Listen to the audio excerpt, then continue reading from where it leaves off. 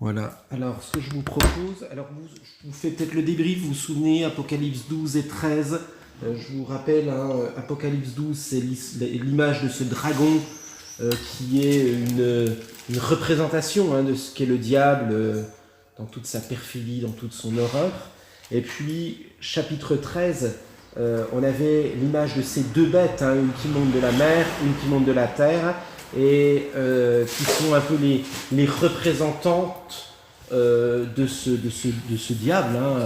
Elles se font son bras droit, et celle qui monte de la terre donc, était une représentation du monde politique. Comme vous vous souvenez, j'avais mis des guillemets à ne pas voir le premier politicien en disant que c'est la bête. Non, mais voilà, donc une représentation d'un système. Et puis le deuxième, c'était une représentation d'une bête religieuse, et cette religion qui conduit à se prosterner devant ce monde religieux, et par extension devant ce dragon, devant cette bestiole immonde qu'on a dans Apocalypse chapitre 12. Et puis donc on avait un peu cette vision qui nous semblait en tout cas être une vision un peu d'horreur, tout en ayant toujours cette impression d'être protégé et gardé. Et c'est là que se trouve le chapitre 14 de l'Apocalypse. On va le lire en entier, puis on le fera en entier, et puis je pense qu'on arrivera à réduire un petit peu certaines choses s'il faut. Apocalypse chapitre 14, quelqu'un pourrait-il le lire ? Voire vous le coupez en 3 parties. Allez, un qui va jusqu'au verset 5, peut-être. Alors je vis l'agneau qui se tenait debout sur le mont Sion, et avec lui les 144 000 qui portent son nom, et le nom de son Père inscrit sur leur front. J'entendis une voix qui venait du ciel et qui résonnait comme de grandes eaux, comme le grondement d'un coup de tonnerre violent. C'était comme le son d'un orchestre de harpistes jouant de leurs instruments. Tous ces gens chantaient un cantique nouveau devant le trône, devant les 4 êtres vivants et devant les vieillards. Et ce cantique, personne ne pouvait l'apprendre excepté les 144 000, les rachetés de la terre.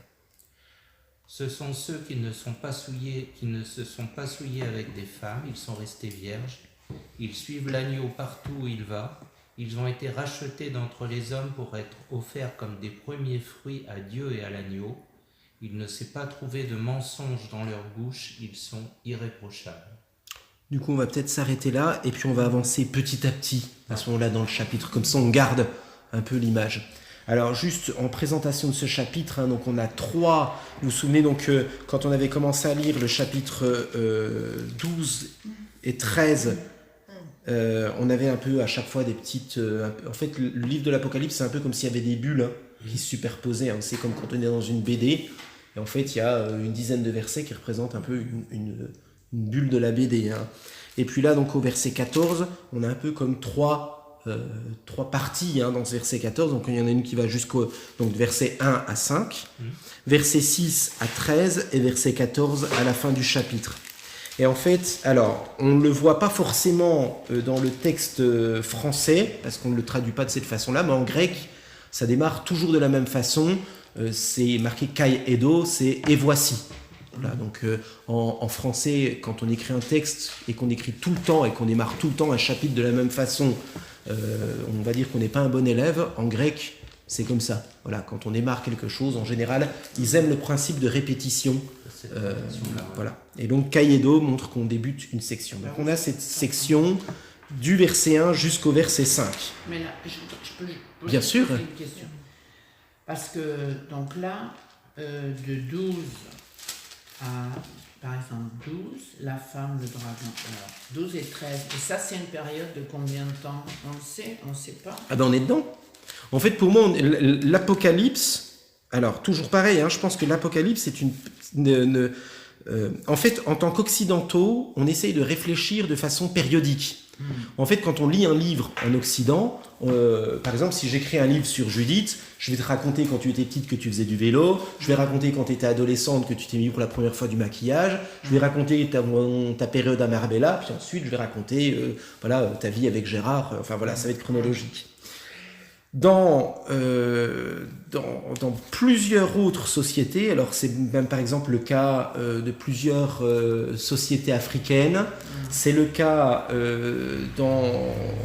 du discours apocalyptique, c'est le cas de plusieurs civilisations. En fait, on ne traite pas les choses par histoire, par chronologie, on la traite par thématique.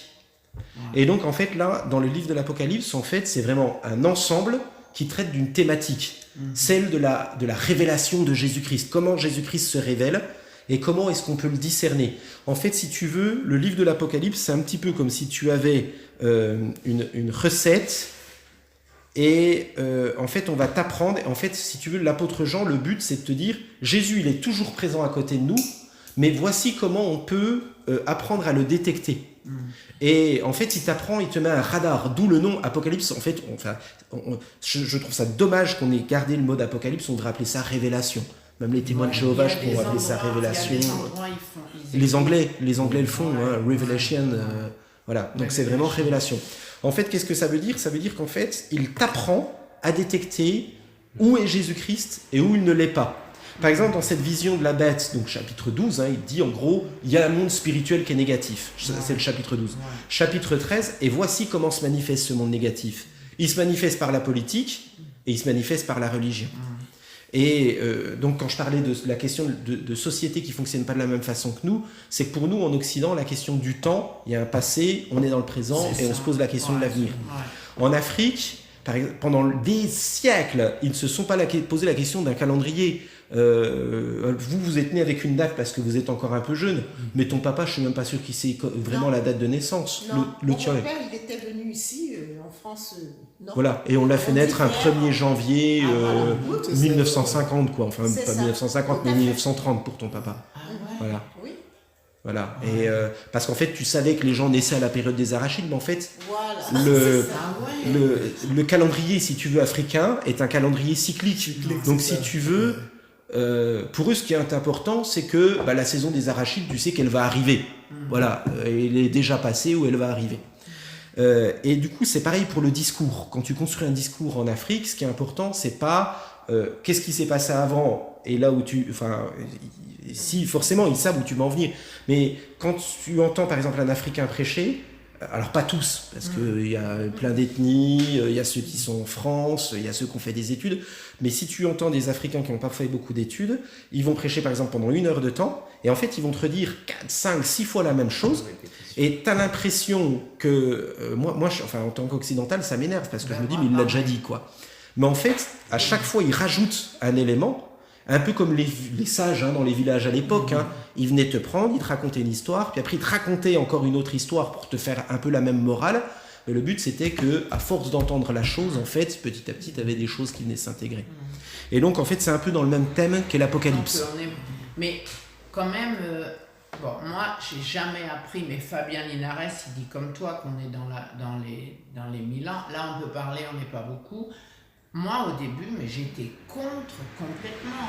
Parce que il dit que dans les 1000 ans, il y aura la paix sur Terre. Oui, parce qu'il s'adresse à l'Église. En fait, toujours... mais lui, il me fait changer d'avis. Mais toujours pareil, parce que je pense qu'en fait, tu en as beaucoup qui lisent l'Apocalypse comme s'adressant à tout le monde. L'Apocalypse, c'est un livre, en fait, qui est fait pour le chrétien. Par exemple, c'est quelque chose que je trouve extraordinaire, c'est qu'il parle des hommes, et puis il parle du reste, des 144 000, en fait, ce qu'il veut nous dire, c'est qu'il y a tout le monde et il y a nous. Et en fait, un peu comme si on était le chant qui dit « Vous êtes une race élue, un sacerdoce royal. » Voilà, et en fait,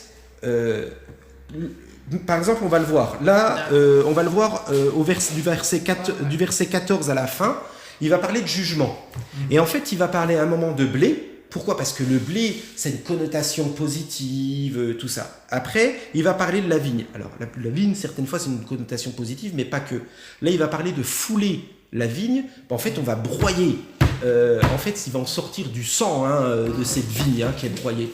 Et en fait, si tu veux, le livre de l'Apocalypse, c'est aussi un livre de jugement. En fait, il s'adresse à ceux qui sont justes, et ceux qui sont justes peuvent entendre et recevoir ce message.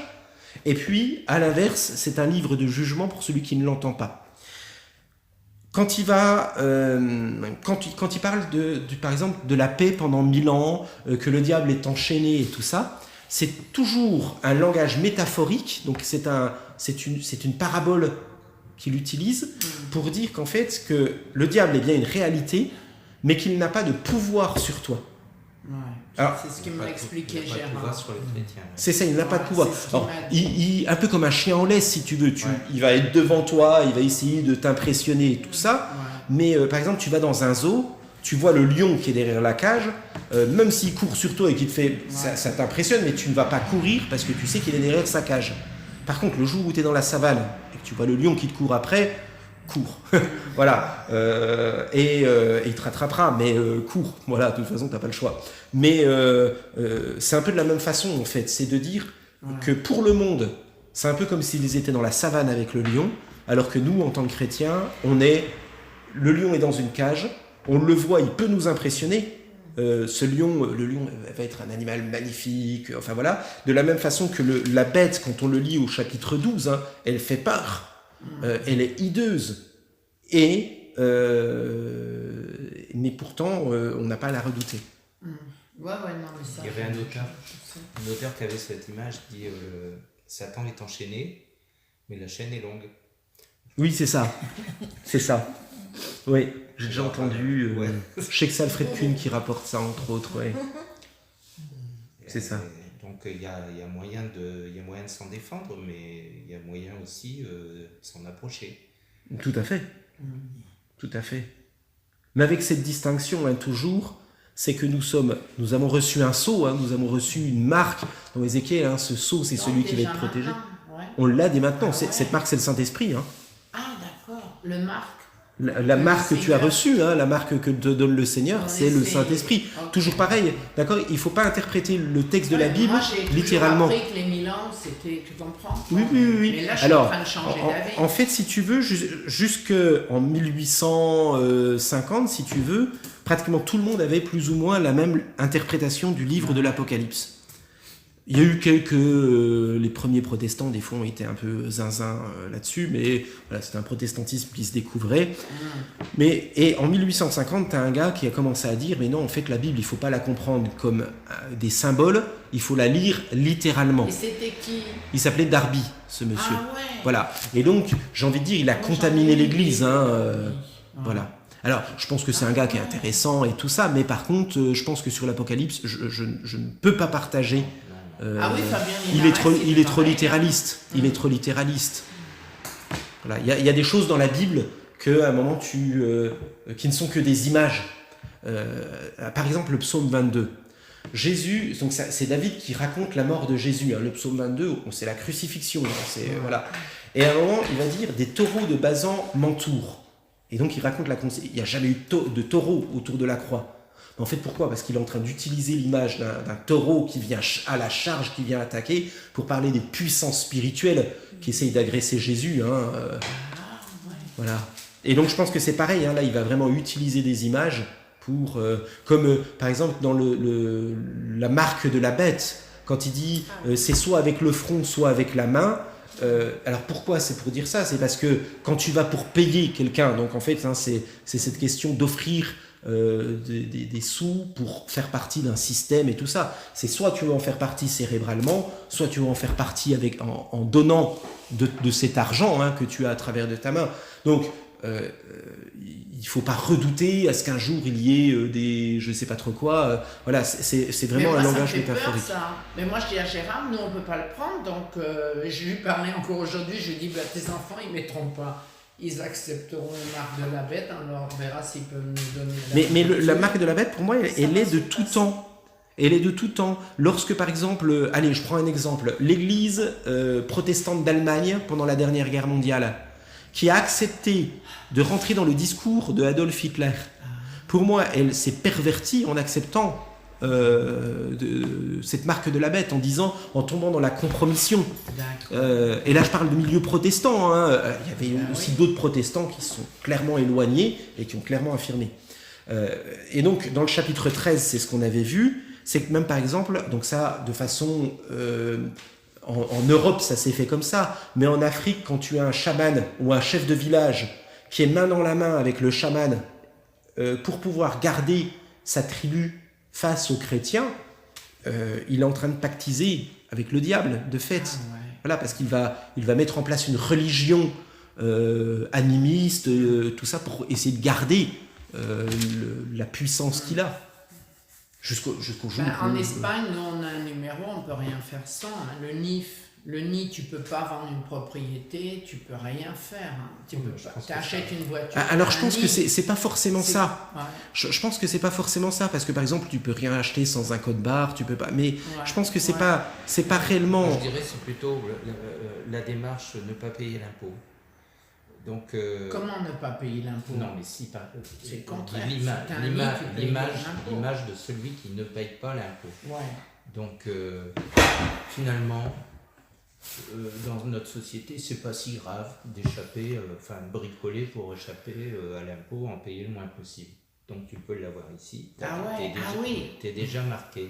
Ouais, Et puis ensuite, si tu cèdes et que Ouais. toi-même tu participes avec le signe de la main. C'est-à-dire que là, véritablement, Ah oui, d'accord. tu participes toi-même. Ah ouais. Il y a le fait d'y avoir, se laisser entraîner par la pensée, et puis ensuite agir. Et je dirais que c'est vraiment les deux bêtes, c'est les deux bêtes et de la terre et de la mer. Il y a de la mer, c'est ce qu'il y a vraiment de mauvais au fond du cœur de l'homme. Et puis Alors je pense que les deux sont vraiment. C'est mauvais, hein, parce que expriment la- et puis bien sûr, c'est pas des dieux. après pour moi, ce qui sort de la terre, c'est véritablement tout ce qui est déversé dans notre humanité comme mauvais exemple, comme mauvaise action, et que l'on partage entre nous. Je pense que dans l'idée, c'est plus ou moins ça. Moi, je vois ça comme ça.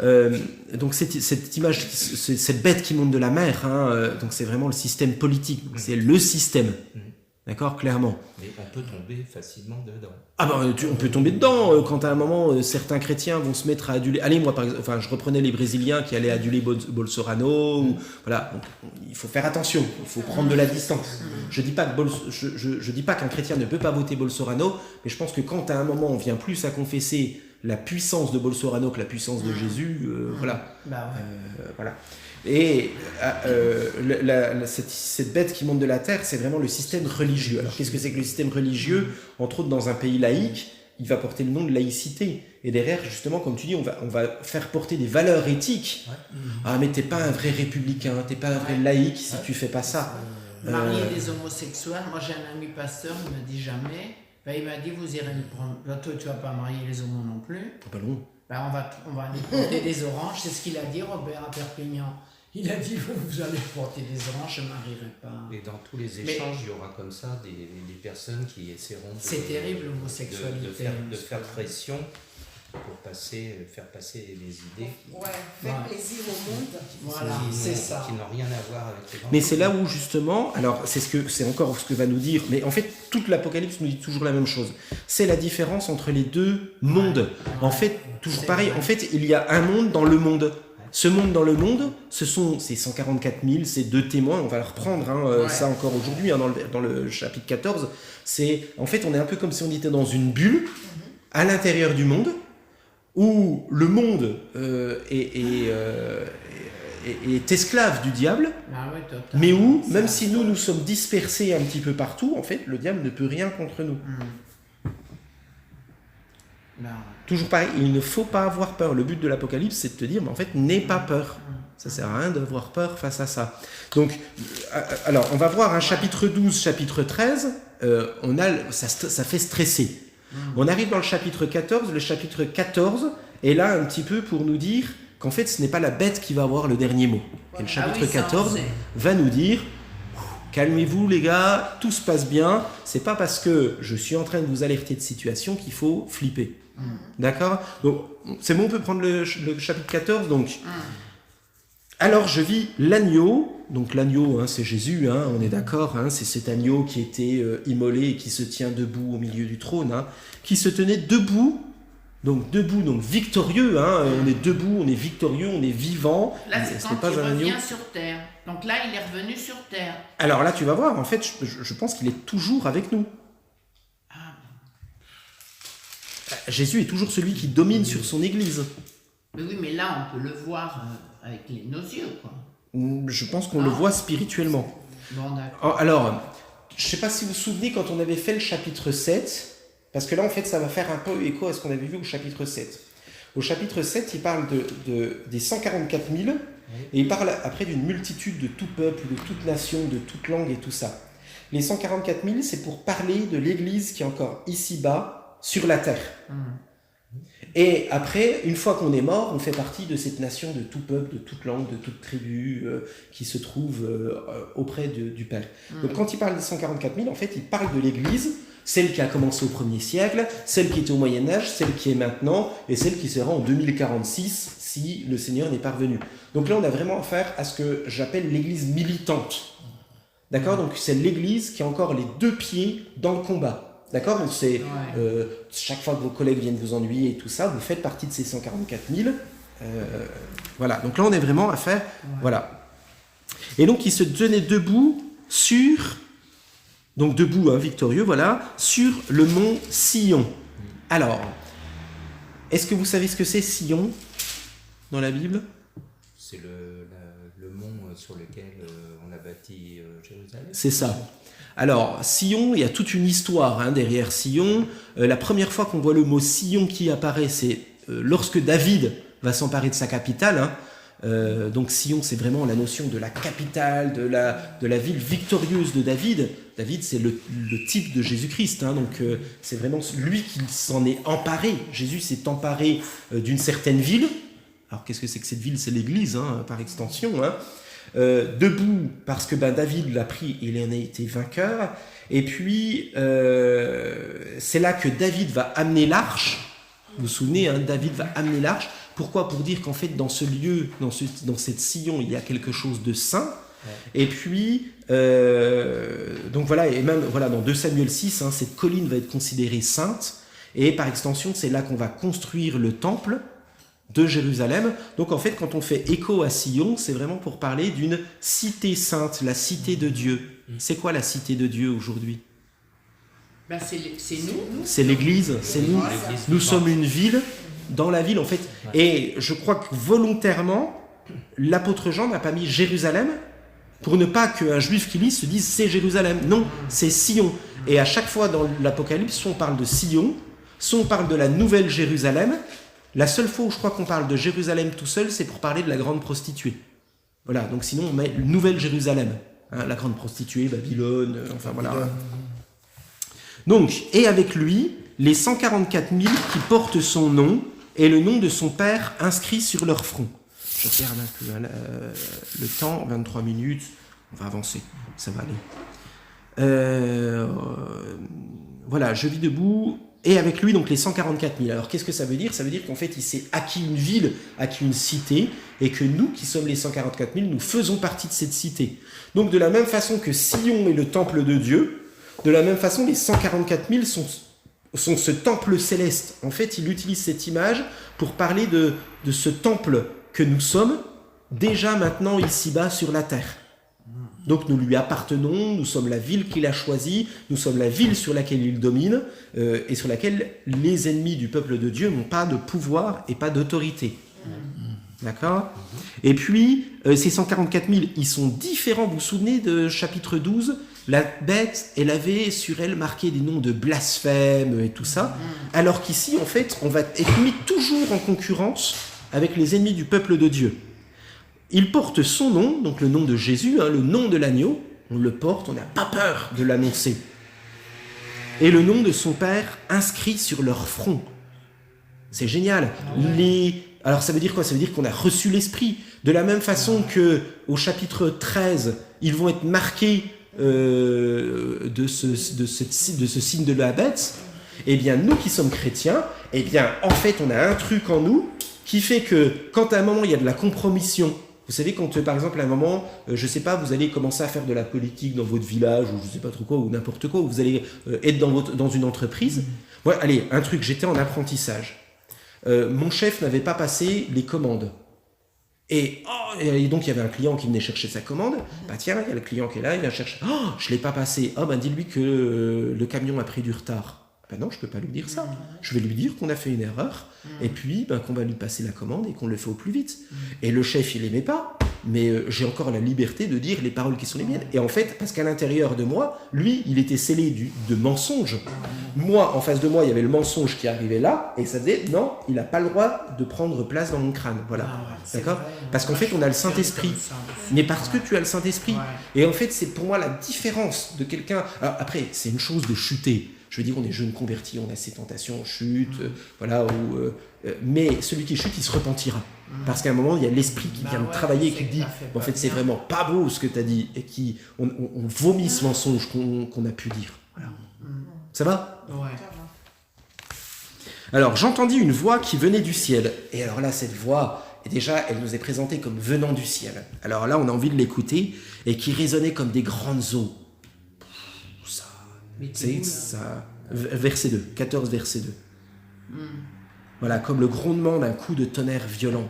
Et donc les grandes eaux, le coup de tonnerre violent, c'est les théophanies qui se manifestent de cette façon. C'était comme le son d'un orchestre, et contrairement, vous vous souvenez, c'était des rugissements, c'était une voix pleine de blasphème qu'avait le dragon. Là, Et c'était comme le son d'un orchestre, de harpistes, jouant de leurs instruments. Et là, en fait, on se retrouve, vous êtes salle Playel à Paris en train d'écouter un concert. Voilà, c'est magnifique. J'aime le classique. Voilà, quand j'écoute du rap... Moi, j'aime le rap chrétien. Il y a du rap qui est intéressant, mais quand j'entends le rap des jeunes, là, boum, boum, boum, boum, Non, là, mais moi, c'est voilà. du rap chrétien, c'est trop beau. Ah bah Je oui, non passerai mais... un CD Bon, pour écoute, écouter. volontiers, volontiers. Après, moi, je suis avec le classique, j'aime ça, donc voilà. C'est bien Et du puis, rap. tous ces gens chantaient un cantique nouveau. Alors, tous ces gens, c'est très certainement les 144 000, et qui sont en train d'observer cette voix. Ils observent l'agneau, ils ont les regards tournés vers le ciel. En fait, on est en pleine réunion de prière. Vous savez, ces réunions de prière où on a vraiment de l'adoration qui est là. Et donc, on a les deux yeux tournés vers le ciel. Donc, et ils chantent un cantique nouveau devant le trône. Alors, pourquoi un cantique nouveau ? Alors déjà parce que, j'ai envie de dire, tous les cantiques anciens, en fait, c'est comme s'ils étaient fanés, on a besoin de faire quelque chose de nouveau. C'est tellement beau. Vous savez, j'étais à un mariage, là, il y a 2 semaines, 3 semaines, je sais plus, et le marié, qui a un talent musical, a écrit une chanson pour son épouse pendant le mariage, parce qu'il a une belle voix, il joue de la guitare, et donc il fallait qu'il fasse quelque chose de nouveau. C'est le mariage, enfin bon, voilà, il a un petit esprit poète, donc voilà, et c'est de la même façon. Et alors pourquoi aussi un cantique nouveau ? Ça renvoie aussi à Exode chapitre 13. Qu'est-ce qui s'est passé dans Exode chapitre 13 ? Vous vous souvenez de mémoire ? Non. Exode chapitre 12, qu'est-ce qui se passe ? La Pâque. Vous vous souvenez ? La Pâque. Exode 13, 14, c'est la sortie d'Égypte. Et puis une fois que l'eau elle a envahi l'armée de Pharaon, qu'ils arrivent sur la berge de l'autre côté, il y a Myriam qui prend son tambourin et qui chante un cantique de délivrance. En fait, c'est un cantique qui n'avait jamais été chanté. Voilà. Kiko. Alors, j'ai plus ou moins les paroles en hébreu, mais... Oui, parce qu'en fait, il l'avait pris dans Prince d'Égypte. Dans Prince d'Égypte, en fait, ils reprennent vraiment des paroles de la Bible. Si un jour vous relisez Prince d'Égypte, et quand il y a un chant... c'est l'Exode chapitre 15 qui est mis en musique. D'accord. Donc, je le ferai voir à Margot dans quelques... Délivrance de Myriam. D'accord. Et ce cantique, donc voilà, alors voilà, et donc chanter un cantique nouveau devant le trône. Et alors que les bêtes vont sur le trône, vous savez, les 2 bêtes, elles se mettent sur le trône du dragon parce qu'elles essayent de prendre sa place, parce que, eh bien là, cette armée, cette église, elle se tient devant le trône. Voilà, et elle sait qu'elle peut être accueillie. Voilà, je veux pas aller sonner chez la reine d'Angleterre en lui disant que je viens. C'est elle qui va m'inviter et j'irai devant son trône si elle m'accepte. C'est que là, nous sommes acceptés devant le trône de Dieu. Voilà. Devant le trône, devant les 4 êtres vivants. Donc là, ça renvoie vraiment à Apocalypse chapitre 4. C'est ça. Vous vous souvenez la vision du Père avec les 4 êtres vivants qui se prosternent. Vous vous souvenez, on avait dit que c'était la création entière qui... lorsque la création voit ce que fait les hommes, elle est horrifiée, elle est terrifiée. Et à la fois, quand elle voit son Créateur, et tout ce qu'elle aspire à son Créateur, et que la création loue alors je ne sais pas si elle loue comme nous louons, mais la création entière attend la venue de Jésus. Alors elle l'attend pas comme nous l'attendons, elle n'y réfléchit pas, mais en fait elle ne comprend pas sa souffrance. Mais le jour où Jésus reviendra, le glyphosate n'aura plus sa place, l'uranium n'aura plus son action. Enfin bref, on retombera dans un monde formidable. Voilà. Et puis devant les vieillards, vous vous souvenez, c'est l'ensemble des 12 patriarches et des 12 apôtres qui représentent l'ensemble du peuple de Dieu. Et en fait, qu'est-ce qu'ils font? En fait, cette église, elle adore avec l'église, avec tous les croyants qui l'ont précédée. Puis en même temps, elle se retrouve dans cette grande chaîne qui, demain, nous mourrons. J'espère pas demain, mais quoique on va au ciel, c'est pour Margot et puis Esther que ce sera ennuyant, mais voilà, nous serons au ciel, quoi. Mais en fait, c'est pas grave, l'église, elle continue. Et en fait, voilà, donc... Voilà, et puis, et ce cantique, personne ne pouvait l'apprendre, excepté les 144 000. Donc, c'est cette église que nous sommes. Pourquoi elle ne peut pas l'apprendre? Parce qu'en fait, il faut avoir l'esprit pour pouvoir dire « Mais Seigneur, je t'aime, Abba Père » qu'on chantait hier. Mais je ne connais pas un seul... Enfin, on peut le dire en parole, mais je ne connais pas une seule personne qui est non chrétienne qui pourrait chanter avec conviction Abba Père, avoir réfléchi. Le mec, il va dire mon père, écoute, c'est mon géniteur, quoi. Je ne suis pas assez cinglé pour croire qu'un mec qui est au ciel serait mon père, quoi. Et là, on a cette petite précision, ce sont les rachetés de la terre. Donc, plusieurs trucs qui le montrent. D'abord, ce cantique nouveau qui fait référence à Abraham, ce peuple d'esclaves qui est sorti. Et là encore, ça nous rappelle, nous sommes les rachetés de la terre. Donc, en fait, on sait bien de nous que ça parle. On est sur la terre, mais nous sommes des rachetés. Il a payé un prix, il a mis le paquet pour pouvoir nous sauver. Alors, j'essaie de regarder si j'ai rien oublié. Si, après, il y a un truc... Attends. Après, le 4, c'est pas triste. Alors, on va voir le 4. Et alors, du coup, c'est très bien. Alors, c'est bon, je suis là. OK. Alors, le 4. Ce sont ceux qui ne se sont pas souillés avec des femmes. Ils sont restés vierges.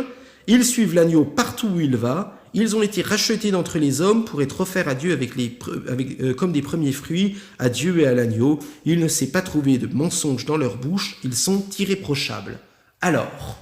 Mais l'Église catholique, elle a pris de là le fait que les... Partiellement, on est d'accord. Partiellement, oui, on est d'accord. C'est dingue. Oui. Alors du coup, comment vous le comprenez, ça? Gérard, il m'a expliqué. Explique. De toute manière, c'est une image spirituelle qui est parlante pour le monde juif, parce que les Lévites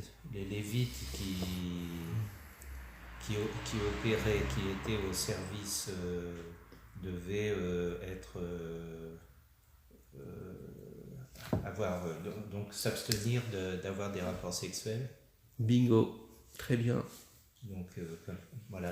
Alors pas tout le temps. Et les Lévites officiants. C'est ça, ceux qui étaient en service. Et je ne sais plus combien de temps durait le service. Est-ce que c'était 1 mois? Est-ce que c'était 6 mois? Je ne sais plus. Enfin, le service tournait. Je crois que c'est 1 fois par mois, tous les ans. Ça doit être quelque chose comme ça. Et donc, pendant le service des prêtres, les prêtres n'avaient pas le droit d'aller auprès de leurs femmes pendant la période de leur service. Alors après, quand le service était fini, je pense que dès qu'ils devaient rentrer à la maison, je pense qu'ils étaient tout contents de... Parce que s'ils sont voilà. Alors, ils allaient jusqu'à 50 ans. C'était de 20 ou de 30 à 50 ans, je crois. 20 à 50 ans ou 30 à 50 ans. La retraite était à 50 ans pour les Lévites. Donc, c'est ce que les prêtres ont pris pour... Mais j'ai pensé... Alors, partiellement. Partiellement. Même les musulmans aussi, quand ils font le ramadan, là. Ah ouais. Oui, c'est vrai qu'ils vont pas... Des relations sexuelles. Pendant 1 mois. Oui. Ah, c'est bien. Pendant 40 jours. Mais les chrétiens, quand on jeûne, on n'a pas de rapport. Non. Je pense que la Bible ne donne pas forcément de descriptif là-dessus. Dans tous les cas, alors tout dépend le temps que tu jeûnes. Si c'est jeûner 1 jour, 2 jours, si tu veux, l'homme aura une fonction mécanique qui est toujours là. Normalement, quand on jeûne, il y a un phénomène mécanique qui fait qu'au bout de 3 ou 4 jours, la fonction hormonale qui déclenche toute l'excitation, en fait, se met en stand-by. Donc, quelqu'un... Il n'y a plus de libido. Voilà, c'est ça. Oui. Je cherchais, je savais plus. C'est la même pas. Ben oui. C'est ça. Et moi, je me souviens avoir jeûné pendant quelques jours. Et en fait, c'est vrai que t'as pas ces envies-là. C'est assez... en fait, c'est un peu comme si tu devenais asexué, en fait. C'est assez... c'est assez marrant. Quand t'es vieux, t'es tranquille de ce C'est pour côté-là. ça, c'est important, pasteur, c'est important parce qu'il y a des personnes qui n'osent pas trop parler de ça. C'est important avant de jeûner de voir aussi ton mari s'il veut vraiment jeûner aussi. Hein. Parce que tu peux Alors, pas le priver comme ça. je suis d'accord. Je pense que la S'il n'est pas question... Alors, je pense qu'après, chacun peut aussi agencer des fois des jeûnes un peu comme ils veulent. Par exemple, c'est le cas de Daniel, qui à un moment va faire un jeûne, mais uniquement de viande, et il va se permettre des légumes. Voilà. Donc, je pense qu'il y a différents types de jeûnes qui existent. Mais je pense que dans tous les cas, quand on est en couple, je pense que c'est bien de savoir comment on se coordonne.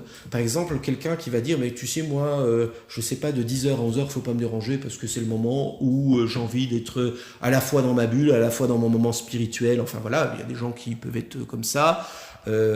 Et puis, entre autres, sur la question du jeûne, sur la question, je sais pas, même avoir envie de faire, par exemple, un voyage missionnaire et tout ça. Que tu aies des envies comme ça, c'est bien, mais si ton mari n'est pas en accord, voilà, je veux dire, par exemple, partir avec porte ouverte, visiter des églises en Corée ou je sais pas trop quoi, en fait, c'est là où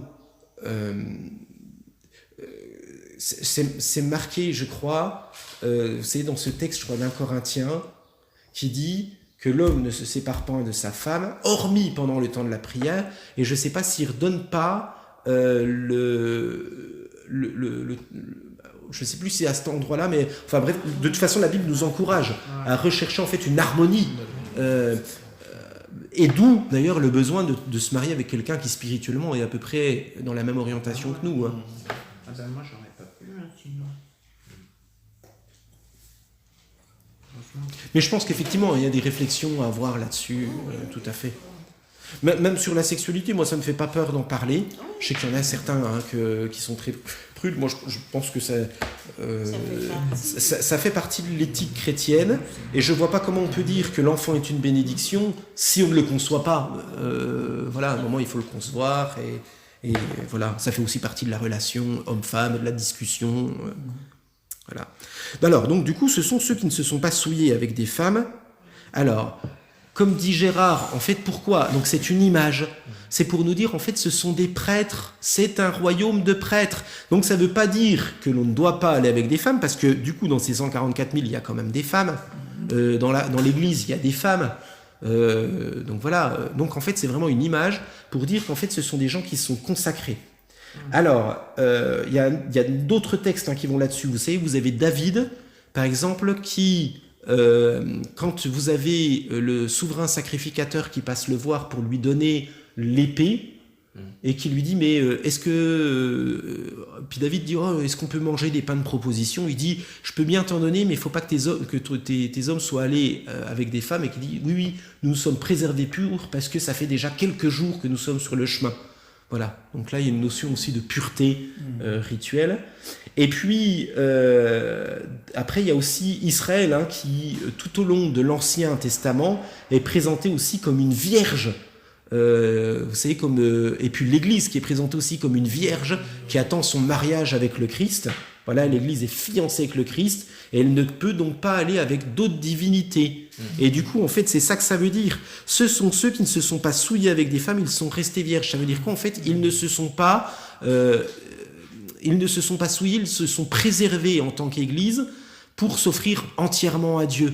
Donc en fait, ils ne se sont pas prostitués avec l'empereur.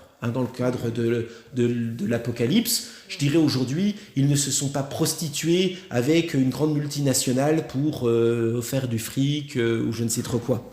Avec la FIFA.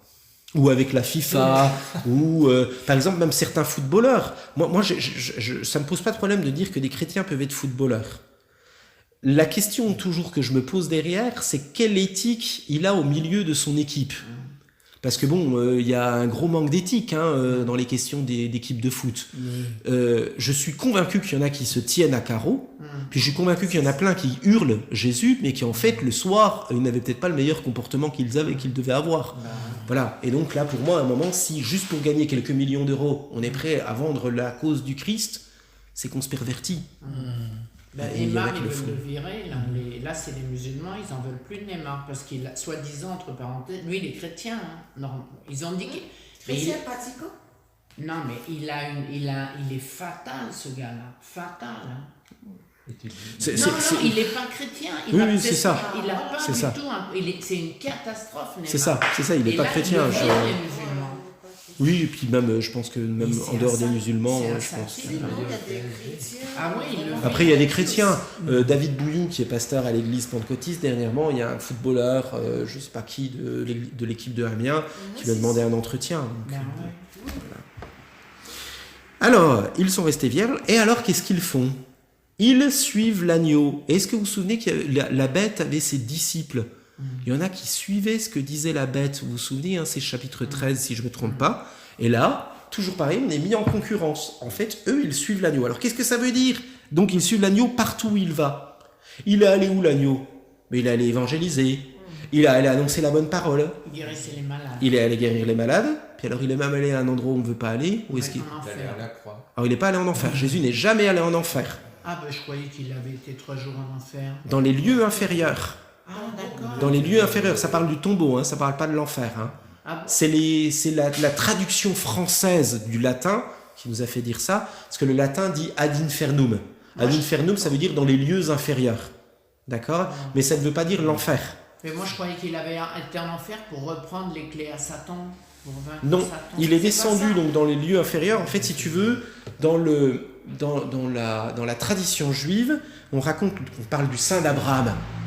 Donc voilà, on parle du Saint d'Abraham, et dans ce Saint d'Abraham, tu avais un lieu où vont les maudits, et un lieu qui attendait la résurrection du Christ, parce qu'ils ne pouvaient pas monter directement au ciel, le Christ n'ayant pas fait le sacrifice. Donc ils étaient un peu dans une attente, et le Christ est descendu donc dans le Saint d'Abraham, dans les lieux inférieurs, dit le texte biblique, je crois, pour prêcher l'évangile, pour prêcher la bonne nouvelle, je sais plus comment, pour annoncer, je sais plus comment dit le texte, pour annoncer ce qui était arrivé en gros.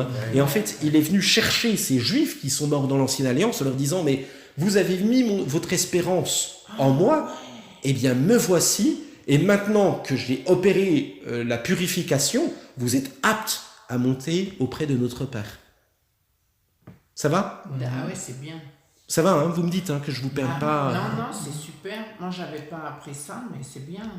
Voilà. Et c'est la tradition catholique qui nous a laissé par une mauvaise traduction. Je suis pas sûr je pense pas que les catholiques disent que Jésus allait en enfer. Mais par contre, je crois en Dieu le Père, créateur du ciel et de la terre, voilà, qu'il ait été mis au tombeau, ou qu'il est descendu 3 jours en enfer, je crois que dit voilà.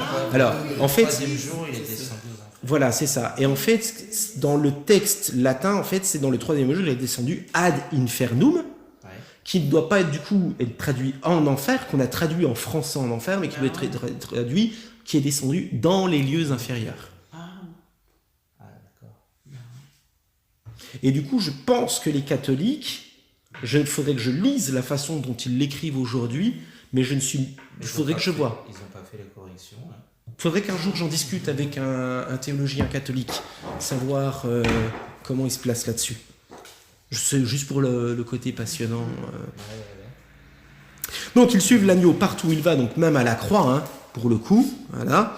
Ils ont été rachetés d'entre les hommes pour être offerts comme les premiers fruits à Dieu et à l'agneau. Donc on a été rachetés, donc on a été mis à part. La question du rachat, vous savez, c'était quand on rachetait un esclave, c'est-à-dire qu'on le libérait. En fait, on lui donnait un titre pour pouvoir quitter ce statut d'esclave pour être un homme libre. Et pour être offert comme des premiers fruits à Dieu et à l'agneau. Alors c'est bien marqué premiers fruits ou prémices, suivant les Bibles. Alors du coup, premiers fruits, comment vous interprétez ça du coup? C'était les premiers-nés, c'était les premiers fruits. Qu'on donnait à Dieu. Oui, les prémices qu'on offrait à ce qu'on C'est ça. offre à Dieu. La dîme et tout. C'est ça. Alors du coup, en fait, ça ne veut pas dire qu'après, il y aura d'autres fruits qui viendront. En fait, c'est pour parler en fait de... ils sont offerts comme ce qui a été consacré à Dieu et à l'agneau. Hein, si on devait traduire, voilà, c'est vraiment la partie consacrée. Voilà, mise à part. Et il ne s'est pas trouvé de mensonge dans leur bouche, ils sont irréprochables. Alors, ça ne veut pas dire que, par exemple, un jeune converti ne va pas dire de mensonge. Parce qu'après, il y a la question de la sanctification. Mais dans ce cadre de la sanctification, c'est que le jour où il vient à dire un mensonge, il s'en repent.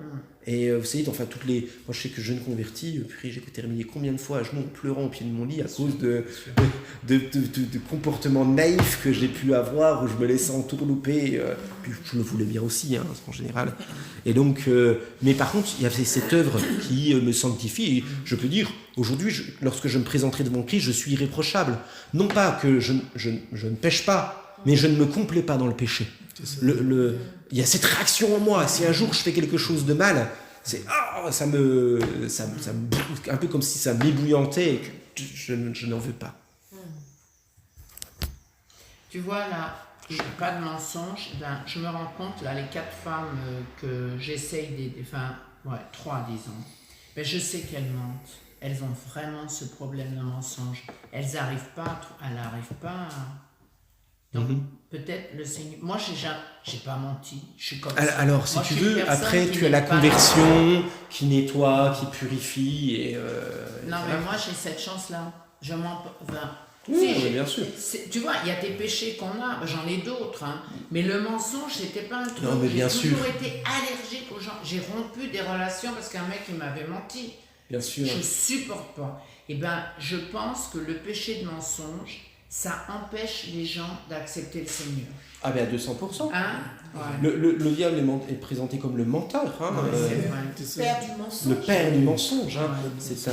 C'est l'absence de vérité. C'est le refus même de vérité. Il n'y a du rien mensonge. de bien. Ma belle-fille, ma belle-sœur, Béatrice, elle ment. Tu vois, c'est triste. C'est pas non. Alors, donc, jusque de verset 1 à 5, hein, l'agneau, donc on le voit vraiment au milieu de son peuple, il le protège, il vient encourager le croyant à attendre le salut final. Hein. Là, on est vraiment dans une question d'attente. L'Église appartient au Seigneur, il est uni à lui, hein, un peu comme Sion qui appartient à David. De la même façon, nous appartenons à Jésus. Hein, ce phénomène d'appartenance qu'on a chanté hier, hein, pendant la réunion de prière.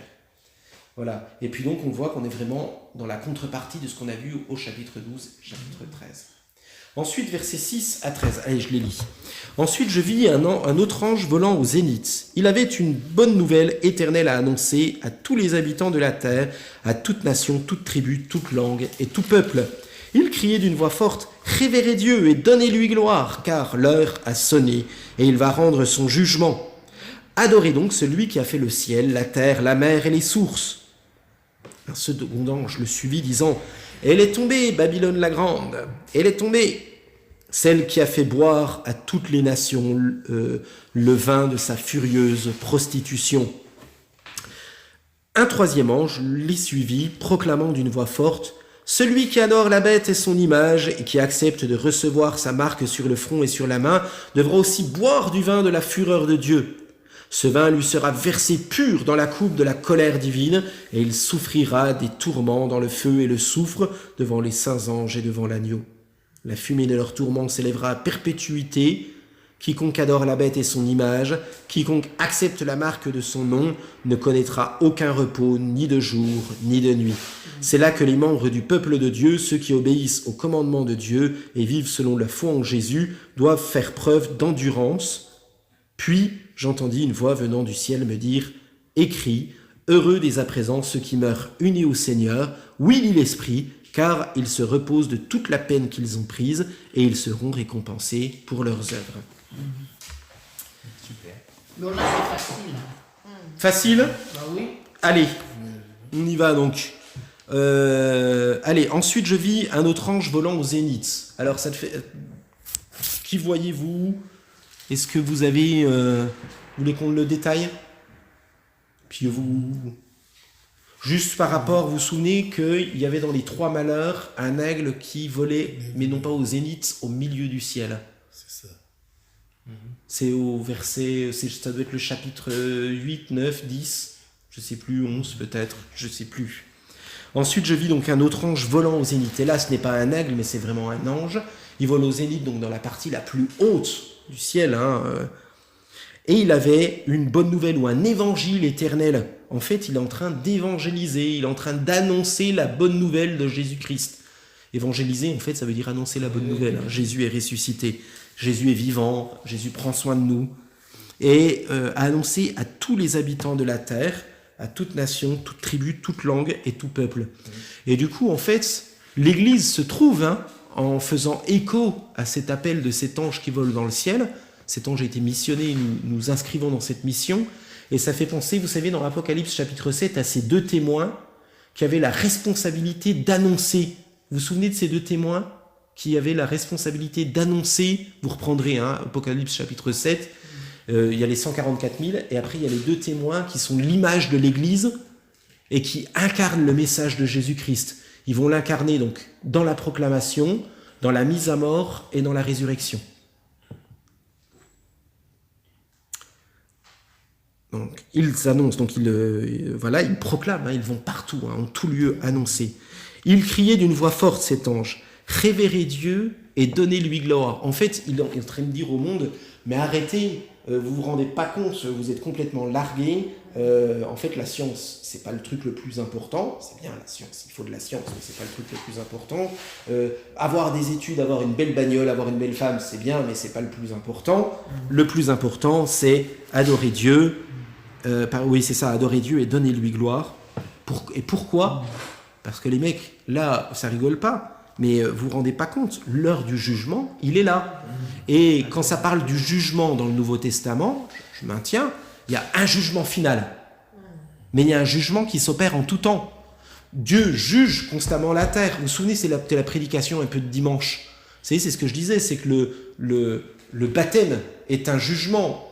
Soit on s'oriente vers le baptême, soit on refuse le baptême, mais c'est un jugement qui s'opère.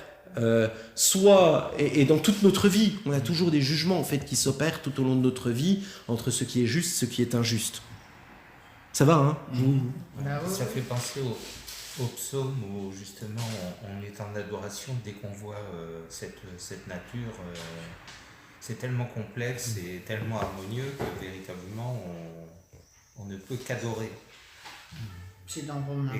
Et comme ça s'adresse, et là ça s'adresse en fait à tous les habitants de la terre, toute nation, toute tribu, toute langue, tout peuple. Ça veut dire que tout le monde devrait être touché par cette sensibilité finalement que l'on ressent envers la création. Et derrière la création, le Créateur. Il y a le Créateur. C'est tellement beau, les animaux, la verdure, les fleurs. On invite chacun à cette démarche, quoi. Et pourquoi ça ne fonctionne pas ? Parce qu'il y a le péché originel. C'est ça. Mais aveuglement, obscurcissement. C'est tellement simple et évident que ça devrait s'ouvrir aux yeux et au cœur de chacun. Et là, ça le dit, adorez donc celui qui a fait le ciel, la terre, la mer et les sources. En fait, c'est... Mais comprenez, quoi. C'est génial d'avoir un bac plus 50 pour savoir que les molécules d'eau, c'est H2O. Mais en fait, si quand tu prends ton verre d'eau...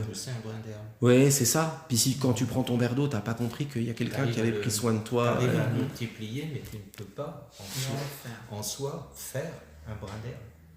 Dans l'état actuel de la science, tu ne peux que avoir travaillé par les graines ou travailler par la multiplication des racines, mais constituer, il y a des petites choses simples, on ne peut que les reproduire, on ne peut que reproduire.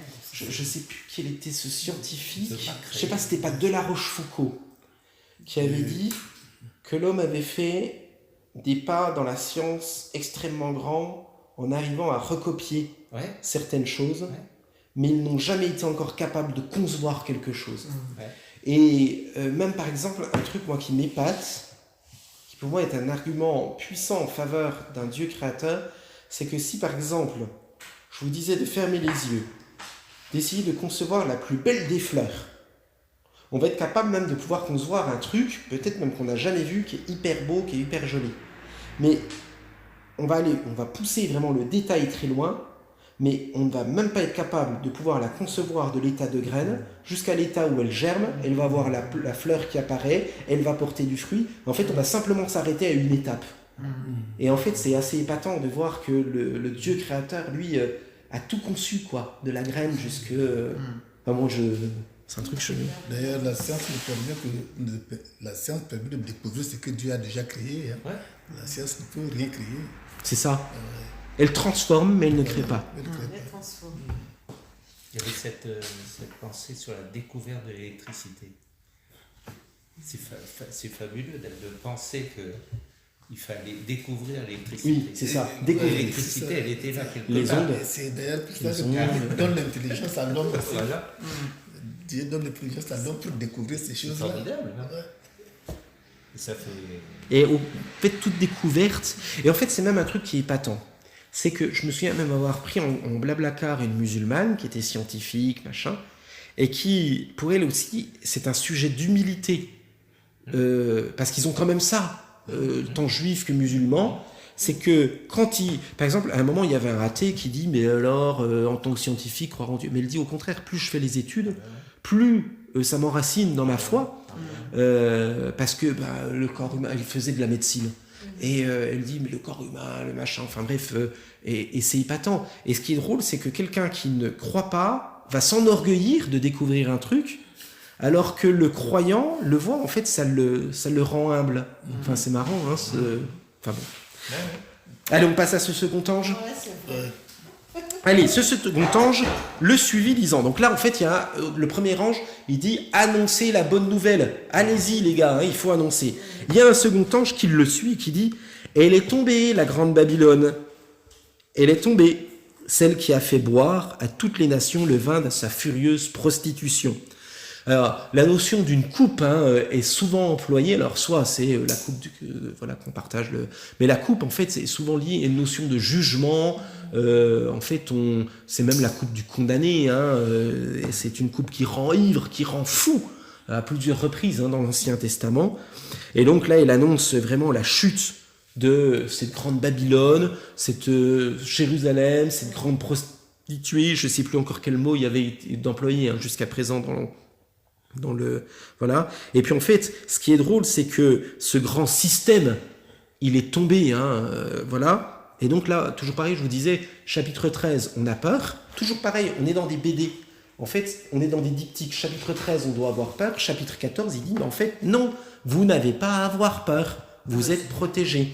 Et là, en fait, il dit, mais en fait, Babylone, elle est tombée. Allez, un truc, je suis épaté. J'observe de plus en plus ça. En 1970, on a commencé à mettre en place la grande distribution, qui est montée à son apogée jusqu'aux années 2000. Entre 2000 et 2010, elle a tenu. Aujourd'hui, on n'avait jamais cessé d'agrandir les magasins. Aujourd'hui, on les réduit parce qu'on se rend compte que les gens, en fait, préfèrent aller sur des petites surfaces marchandes, préfèrent acheter local et compagnie. Et ça, c'est épatant parce que c'est un géant, mais un géant au pied d'argile. Et sa chute arrive. Alors, il faut pas, on verra, parce que Carrefour, Auchan vont sans doute rebondir, voilà. Mais c'est assez intéressant, en fait, de voir que ces systèmes qu'on avait créés, en fait, ne tiennent pas. Et donc là, voilà, toujours pareil, il y a ce jugement. Donc voilà. Et puis, cette grande Babylone, ce grand système, qui est un système politique, religieux et économique, il tombe. Et en fait, il avait, comment c'est marqué là, qui a fait boire à toutes les nations le vin de sa furieuse prostitution. En fait, c'est qu'il a entourloupé les gens. Quand il y a des... Alors, je vais avec toute la décence qui va derrière la question de la migration, parce que c'est une question qui est complexe. Mais quand des personnes vont être prêtes à sacrifier leur vie parce qu'ils se disent une fois que je vais arriver sur le continent européen, j'aurai une belle voiture et compagnie, si c'est uniquement l'intérêt économique, je fais attention, je modère parce que il n'y a pas que ça, il y a plein de sources de migration. Mais en fait, c'est des gens qui ont été, ils ont bu la coupe de la grande Babylone, on leur a fait miroiter en disant tu vas aller en Europe, tu vas être riche, milliardaire, voilà. Et alors, pour moi, il y a plein de motifs pour l'immigration. Mais quand c'est simplement ça, mais à l'inverse, à la réciproque, allez, moi par exemple, j'ai des amis qui étaient chefs de rayon. Tant qu'ils avaient 20, 30 ans, ils les poussaient, allez, vas-y, t'es le meilleur. Les mecs faisaient 15 heures par jour, machin. Et puis ils arrivent à 40-50 ans, ils ont divorcé, ils avaient construit une belle maison, mais vu qu'ils ont divorcé, ils sont obligés de partager le truc en deux. En fait, ils terminent dans un logement pourri. En fait, ils n'ont rien gagné. En fait, ils ont été illusionnés par cette grande Babylone qui a voulu les exploiter, les rendre esclaves. Et puis le troisième ange les suivit, proclamant d'une voix forte: celui qui adore la bête et son image, et qui accepte de recevoir sa marque sur le front et sur la main, devra aussi boire du vin de la fureur de Dieu. Et alors, je fais juste là écho. Verset 8, c'est marqué « Celle qui a fait boire », et verset 10, « devra aussi boire de la fureur ». En fait, vous l'avez voulu, eh bien vous l'aurez. Parce qu'en fait, qu'est-ce que ça veut dire? Ça veut dire, en fait, vous l'avez voulu, votre carrefour à côté de chez vous. Vous avez voulu, en fait, toutes ces facilités qu'on a voulu vous donner. Ben, vous les avez voulu, ben, vous les aurez. Plutôt que de rechercher son espérance ailleurs. Et donc, voilà, celui qui adore la bête et son image, et qui accepte de recevoir sa marque sur le front et sur sa main, devra aussi boire du voilà. Donc, en fait, vous avez pactisé avec le diable, mais après, il ne faut pas vous étonner s'il y a des trucs qui vous arrivent dans la vie. Ce vin, lui, sera versé pur dans la coupe de la colère divine.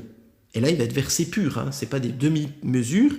Et c'est la colère divine. On n'ose pas souvent parler de la colère divine, on parle d'un Dieu tout amour, machin. Peanuts, hein, Dieu n'est pas tout amour. Dieu est juste, il est amour, il est juste. Et puis, à un moment, il faut passer au tiroir caisse. Il faut arrêter de prendre les gens pour des idiots. Voilà. Et il souffrira des tourments dans le feu et le soufre, devant les saints anges et devant l'agneau. En fait, là, ça nous parle bien d'une perdition finale, hein, qui arrivera à la personne qui n'a pas voulu se soumettre à l'autorité de Christ. La fumée de leur tourment s'élèvera à perpétuité, donc d'éternité en éternité. Hein. Quiconque adore la bête et son image, quiconque accepte la marque de son nom, ne connaîtra aucun repos, ni de jour, ni de nuit. Alors, qu'est-ce que ça veut dire? Allez, moi, par exemple, je vais prendre le cas. J'avais une collègue de boulot, quand j'ai cherché du boulot pendant mes études à Paris, j'avais besoin de travail pour payer mes études, la fac de théologie et tout ça, et puis ma chambre, ma nourriture. À chaque fois que j'allais passer un entretien d'embauche, parce qu'à Paris tout est ouvert le dimanche, je disais je veux bien travailler, par contre le dimanche je ne travaille pas. À chaque fois qu'on m'a embauché, c'est parce que j'ai dit que je ne travaillais pas le dimanche. Un jour, il y en a, il avait vraiment besoin de moi le dimanche. Il me dit je vous prends parce que vous êtes un gars qui a une valeur, et j'en vois pas beaucoup, j'en vois pas des comme vous, quoi. Donc je me défoncerai pour rentrer. Castorama, pareil, hein, ça ouvrait le dimanche à la Défense, et ils disent mais c'est génial que vous ne vouliez pas bosser le dimanche. La plupart des employés veulent bosser le dimanche. Mais moi je suis trop content de vous prendre. Enfin, donc à chaque fois j'ai joué franc jeu, et c'est comme ça que ça a marché. Et en même temps, on avait une femme qui, d'ailleurs, je crois qu'elle va à Charisma, il me semble, hein, pour info. Enfin, elle y va quand elle bosse pas. Et pour moi, je pense qu'elle pactise. Parce que elle n'est pas obligée de travailler le dimanche. Et elle dit, ah, mais oui. Et puis, par exemple, je la voyais le lundi, puis je lui dis, ah, hier, alors, t'étais à l'église? Ah, non, moi, je travaille le dimanche. Mais tu sais que t'es pas obligé, ou tu sais que tu peux pas... Ah non, mais je veux travailler parce que je gagne double le dimanche. Mais en fait, si vous voulez, ça m'ennuie parce que vous compreniez bien, ce que je veux, c'est pas apporter un jugement naïf. Mais je pense qu'à un moment, l'église, ça doit être quelque chose de primordial, ça doit faire partie de mon ADN. Donc je reproche pas le travail le dimanche, hein, tu travailles le dimanche de temps en temps parce que tu es dans le travail médical, dans le social. J'ai fait un choix. Ne pas travailler la journée parce que je tiens à venir à l'église. Mais voilà, derrière, c'est ça. Mais même, par exemple, bon, on a des sœurs ici qui sont dans le milieu médical, mais je veux dire, pour moi, c'est un culte que l'on rend à Dieu. Ouais, mais c'est une fois de temps en temps, elles ne viennent pas. Non, mais voilà, déjà, c'est une fois de temps en temps. Mais pour moi, si vous voulez, moi, je préfère cette femme-là qui va être en train d'aider une personne en disant mais on ne va pas vous abandonner monsieur, et puis qui va l'aider le dimanche matin en disant mais en fait on vous aime tous les jours, et qui vit l'évangile, plutôt que quelqu'un qui va être ici, qui va entendre et puis que ça va rien changer. Donc vous comprenez bien, je pense que c'est pas une critique du travail du dimanche, hein, que je fais, hein, vous comprenez bien, mais c'est une critique de l'économie de la motivation qui nous amène à travailler le dimanche. Moi, j'avais été chercher un job sur les Champs-Élysées dans un restaurant. J'ai dit, bon, mais le seul truc, monsieur, moi, le dimanche, je vais à l'église, donc je ne peux pas travailler. Il m'a dit, je suis désolée, mademoiselle, nous, les week-ends, il faut que vous travaillez. Ouais, vous m'avez refusé un poste au Sable d'Olonne aussi pour ça. Refusé. Alors dans la restauration, je pense qu'on a le droit. Par contre, dans le commerce, on n'a pas le droit. Non. J'aurais pu déclarer ce mec au Sable d'Olonne, je le fais pas parce qu'on n'est pas idiot, mais... Il m'a dit, non. Voilà, donc tous ceux qui refusent, devra aussi, voilà, ce vin lui sera versé, il souffrira quiconque adore, voilà, donc ni jour ni nuit. C'est là que les membres du peuple de Dieu, et donc verset 12, voilà, et là il y a un encouragement, c'est là que donc une distinction, c'est là que les membres du peuple de Dieu, ceux qui obéissent au commandement de Dieu et vivent selon la foi en Jésus, doivent faire preuve d'endurance. Et du coup, qu'est-ce que ça veut dire ? Ça veut dire faire preuve d'endurance. Alors, c'est mon cas quand je disais, mais tant pis, quitte à ce qu'on ne me prenne pas pour un boulot, j'annoncerai clairement que je ne veux pas travailler le dimanche. Ça veut dire quoi ? Ça veut dire que quand mon chef me dit de mentir, alors que je sais que c'est un mensonge, je ne mentirai pas. Ça veut dire quand on est pharmacien, puis que vous avez le mec qui vient et puis qui vous dit si tu vends bien le bon nombre de boîtes de cachets et qu'on sait que derrière il y a des effets qui sont néfastes par rapport à la marque concurrente, puis qu'on veut à tout prix le vendre pour avoir plus de... Nous on avait des fournisseurs comme ça qui nous disaient si vous vendez des temps de machines, on vous graisse la patte derrière. Mais quand je dis ça, qu'on me comprenne bien, il y a des fois où faut jouer le jeu parce que je veux dire, on est tout content d'avoir un petit bon ou d'avoir des vacances derrière parce qu'on a vendu le bon truc, parce qu'en fait, on sait que ce qu'on vend de ce produit-là ou celui d'une autre marque, voilà. Mais par contre, si c'est simplement avec un objectif pécunier et qu'il n'y a pas l'intérêt de la personne derrière, je pense que là, on est en train de... Voilà, on débloque, quoi. Voilà. Puis j'entendis, donc verset 13, puis j'entendis une voix venant du ciel me dire « Écris, heureux dès à présent ceux qui meurent unis au Christ. Oui, dit l'Esprit, car ils se reposent de toute la peine qu'ils ont prise et ils seront récompensés pour leurs œuvres. » Eh bien moi, quand je suis arrivé au Sable d'Olonne, que j'ai cherché du boulot à Jiffy, que Jiffy m'a dit « Oh ben non, de toute façon, si vous voulez, il faut bosser le dimanche. » Et enfin, puis c'était dit avec une sournoiserie. J'avais envie de lui dire « Mais arrêtez de me prendre pour un idiot, j'ai été très clair avec vous. Soyez aussi clair avec vous-même. » Mais ça veut dire qu'en fait, toutes ces choses qui m'ont été refusées, mais en fait, c'est des couronnes de gloire en fait, qui me sont données dans le ciel. Mais tu étais prêt à refuser ce travail chez Jiffy, tu étais prêt à travailler de nuit pour aller à l'église en journée et profiter de l'église la journée. Et en fait, c'est tous des sujets. Oui, c'était difficile, mais tu n'as pas regardé ton intérêt personnel, et derrière, tu auras une récompense aussi. Voilà, alors le but, c'est pas de le faire pour la récompense, mais c'est contenu dans le contrat, en fait. Je lis verset 14, comme ça on fait vite. Oui, je pense qu'on arrivera à le faire très rapidement. Alors je vis une nuée blanche sur laquelle siégeait quelqu'un qui ressemblait à un fils d'homme. Il avait sur la tête une couronne d'or et tenait à la main une faucille bien tranchante. Puis un autre ange sortit du temple, criant d'une voix forte à celui qui siégeait sur la nuée, « Lance ta faucille et moissonne, car l'heure est venue de moissonner la moisson de la terre et mûre. » Celui qui siégeait sur la nuée lança sa faucille sur la terre, et la terre fut moissonnée. Un autre ange sortit du sanctuaire céleste, tenant lui aussi une faucille bien tranchante, puis un autre ange encore, l'ange préposé au feu, quitta l'autel, et cria d'une voix forte à celui qui tenait la faucille tranchante, « Lance ta faucille, tranche et vendange les grappes de la vigne de la terre, car ses raisins sont mûrs. » L'ange lança sa faucille sur la terre et vendangea la vigne de la terre. Il versa sa récolte dans le grand pressoir de la colère de Dieu. On écrasa les raisins dans le pressoir hors de la ville. Le sang sortit si abondamment qu'il atteignit la hauteur du mort des chevaux sur une étendue de 1600 stades. Alors, il y a plein de trucs intéressants là-dedans. Je regarde juste R. C'est le verset 20. Je regarde juste. D'accord, oui, c'est intéressant. Vous avez aussi le sang sorti si abondamment dans le dernier verset. Ouais, moi j'ai ça. C'est ça. C'est assez intéressant. Hein. De la cuve. De la cuve. C'est marrant parce qu'il parle de... Enfin, c'est pas du vin qui sort, c'est du sang. C'est intéressant. Donc, je vis une nuée blanche. Alors, la nuée blanche, vous vous souvenez, c'est toujours c'est Dieu qui apparaît sur sa nuée blanche. Hein. Vous avez les psaumes, il chevauche les nuées. J'ai plusieurs textes là qui... Je suis content parce que quand je leur lis bien, j'ai pas besoin de... Une nuée blanche, c'est quelqu'un qui ressemblait à un fils d'homme, ayant sur la tête une couronne d'or et à la main. Ouais, j'ai plus le texte. Mais à chaque fois, hein, c'est une théophanie, hein, c'est Dieu qui apparaît sur les nuées. Hein. Et là, en fait, Dieu, c'est Jésus. Hein. Encore un autre texte qui nous parle de la divinité de Jésus. Vous avez les témoins de Jéhovah qui viennent sonner à votre porte. Vous sortez des trucs comme ça, quoi. Il faut qu'ils se prosternent devant la souveraineté de Jésus. J'ai eu affaire rapidement à un témoin de Jéhovah ce matin qui me disait que vous savez qu'il y a la fin du monde. Je dis oui, l'enlèvement, tout ça, oui. Il dit, d'après vous, c'est où? C'est sur la terre ou au ciel? Je dis, bien sûr, dans les cieux. Nous allons tous dans les airs, voilà, ça va se passer comme ça. Il dit non, que ça va se passer sur la terre. Je dis d'accord, écoutez, montez-moi la Bible, montrez-moi la preuve.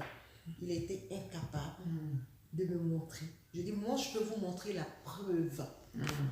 Ouais. Dans choses Matthieu 24, comment ça allait se passer, tout ça.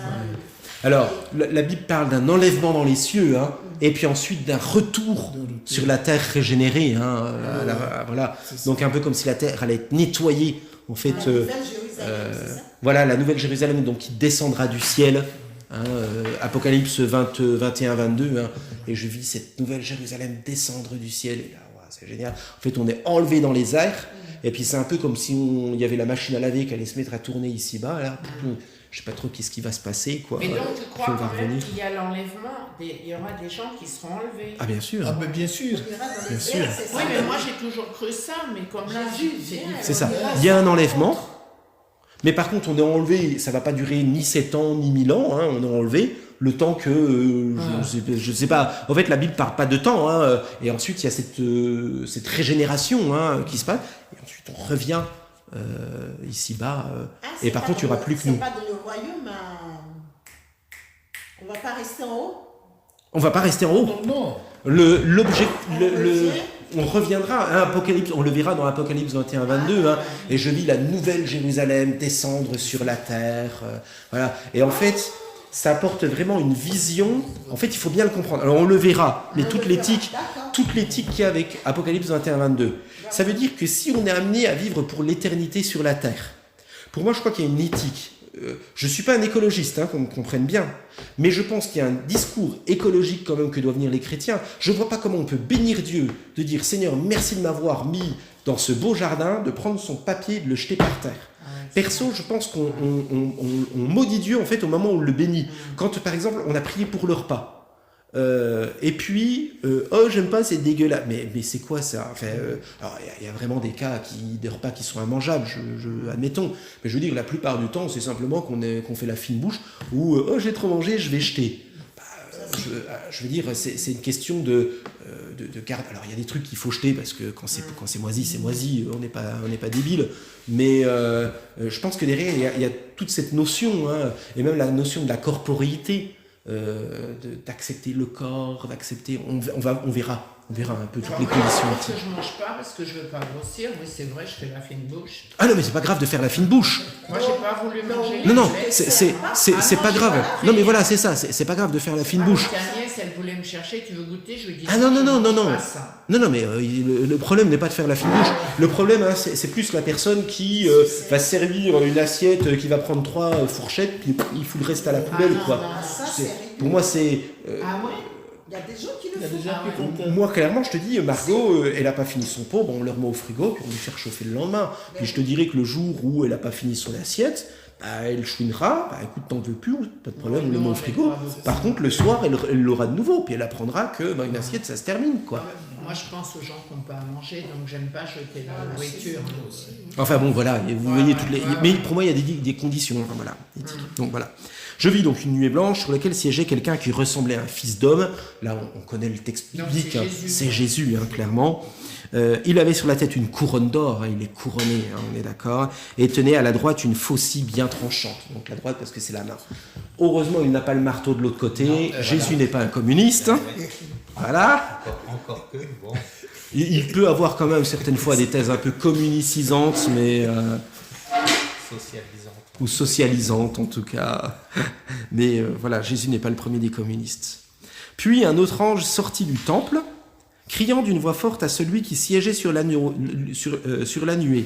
Donc là, en fait, il y a tout un ensemble de textes. Ça fait vraiment penser à Zacharie, ça fait penser à tous ces textes prophétiques de l'Ancien Testament. Que l'on comprenne, l'ange n'est pas en train de donner un ordre à Jésus, mais ça s'inscrit dans une histoire. C'est allié aussi avec le passage d'un Thessaloniciens chapitre 4, dans les derniers temps, au son de la trompette, le Fils de l'homme viendra et tout ça. En fait, ça ne veut pas dire que le Fils de l'homme il est soumis au son de la trompette, mais c'est que tout s'inscrit dans un protocole, dans une histoire. Voilà. Jésus reste bien supérieur aux anges. Voilà. Et lui dit, lance ta faucille et moissonne. Et en gros, qu'est-ce que c'est ? C'est allié à Matthieu chapitre 24, la notion de la moisson avec le bon grain et l'ivraie. Là, on est vraiment dans cette parabole du bon grain et l'ivraie, ici. Lance ta faucille et moissonne, car l'heure est venue de moissonner et la moisson de la terre est mûre. En fait, ça y est. Là, en fait, c'est en train de nous dire, le Seigneur revient.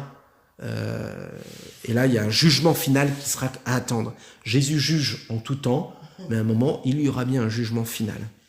Celui qui siégea sur la nuée lança sa faucille sur la terre, et la terre fut moissonnée. Un autre ange sortit du sanctuaire céleste, tenant lui aussi une faucille bien tranchante. Donc là, versets 15 et 16, on sait qu'il y a une moisson, mais on ne comprend pas trop. On sait juste qu'on arrive à une période charnière. Verset 17, on a un peu plus d'éléments qui arrivent. Un autre ange sortit du sanctuaire céleste, tenant lui aussi une faucille bien tranchante. Puis un autre ange, encore, l'ange préposé au feu, quitta l'autel. Donc quand on voit le feu, en général, c'est le signe d'un jugement et d'un jugement négatif. Ça brûle, ça fait mal, ça arrache. Quitta l'autel et cria d'une voix forte à celui qui tenait la faucille tranchante. Et là, il crie d'une voix forte, il hurle, il gueule, si vous me permettez l'expression. Lance ta faucille tranchante et vendange les grappes de la vigne de la terre, car ses raisins sont mûrs. Donc on voit des grappes. Sur ces grappes, en fait, on voit chaque être humain qui a un fruit. Et là, c'est pas l'image d'Israël corrompu. Je ne le verrai pas, moi, forcément comme l'image d'Israël corrompu. Alors, j'ai pas lu ça. Parce que la vigne, les raisins et tout ça, en général, c'est Israël. Je sais pas. Parce que là, c'est la vigne de la terre.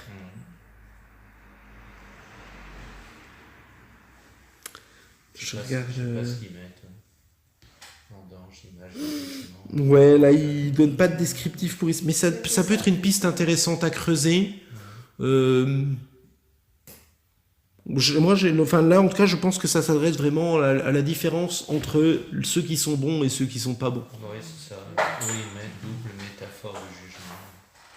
Et donc, voilà, et donc l'ange lance la faucille sur la terre et vendange la vigne de la terre. Il verse la récolte dans un grand pressoir. Donc vous avez déjà vu comment on fait le vin. Ça vous parle ? Vous avez déjà vu pour le vin ? Vous avez les mecs là qui vont sur les coteaux, donc ils coupent, on leur met tout, et puis ensuite ils versent dans une grosse cuve. Et alors aujourd'hui, je pense que ça doit être des presses qui viennent presser le. Mais en fait, historiquement, on était pieds nus, je suis pieds nus là, voilà. Et puis en fait, on allait marcher, on foulait, et puis ça faisait couler le liquide. Et puis après, le liquide fermente. Au début, c'est un jus de raisin. Puis au bout de 2-3 mois, ça devient un vin. Mettez les filles pour voir les jambes. Oui, certainement. Je pense qu'il devait en profiter en même temps pour se rincer l'œil. On est d'accord.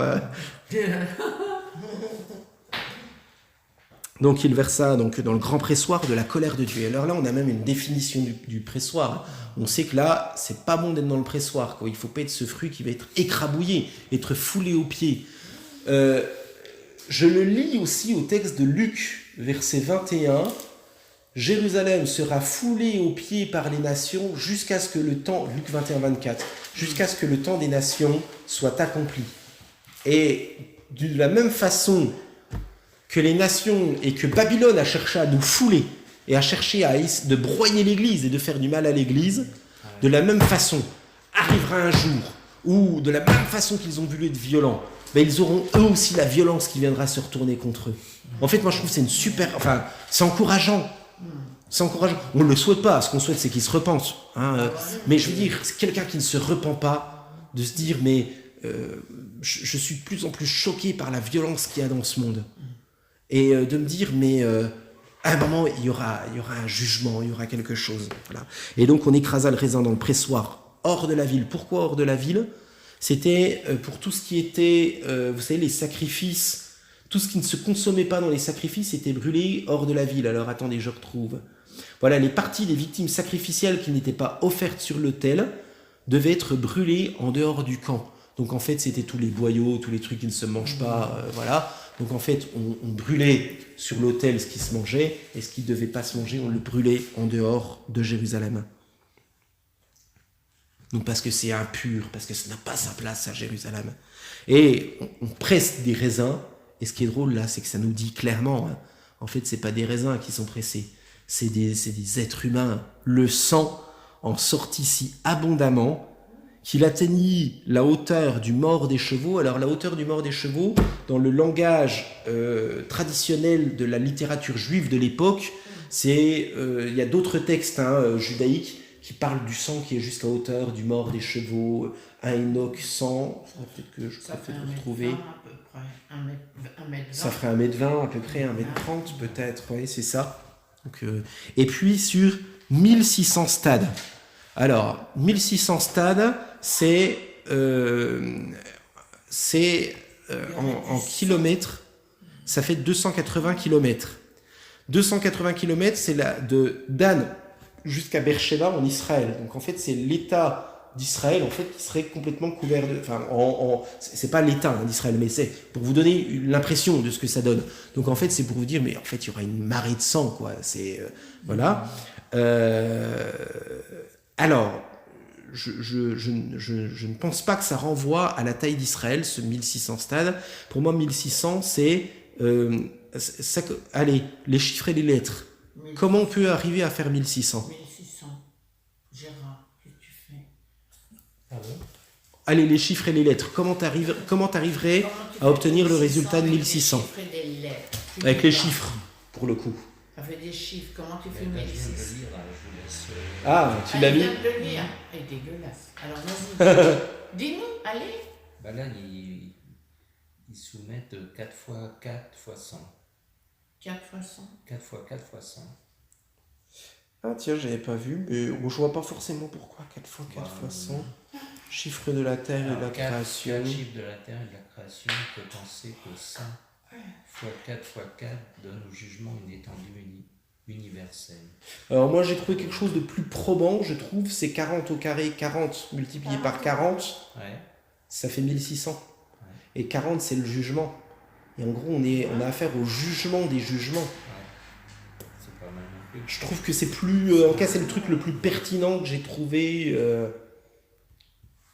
Voilà, et donc ce chapitre termine avec le jugement final exécuté par le Fils de l'homme, le Messie, qui du fait de sa victoire a pleinement le droit de l'exercer. Et ça renvoie à Matthieu 25, versets 31 à 46, donc la notion du Fils de l'homme qui peut légitimement être le juste juge. Du coup, toujours pareil, on est dans Apocalypse. Apocalypse toujours est là pour nous rassurer. Chapitres 12 et 13, ça aurait vraiment de quoi nous faire peur. Bah ouais. Et là, le chapitre 14 nous dit, mais en fait, vous êtes dans une bulle. Ouais. En fait, je vous décris tout ça pour que quand vous le voyez, que vous ayez simplement un radar pour pouvoir comprendre ce qui est en train de se passer. Par exemple, je pense... Et ça fait appel au libre choix aussi de l'homme. Parce qu'il y a... Comme il y a... je veux dire... Il y a le jugement de Dieu, mais il y a aussi les conséquences du choix de l'homme. Alors, partiellement, on est d'accord. Le choix de l'homme, en fait, dépend oui, il est sous l'autorité de Dieu. Mais Dieu a donné cette liberté du choix possible de suivre Dieu à travers Jésus. Mais ils ne savent pas, les hommes, mon amour. Ils sont...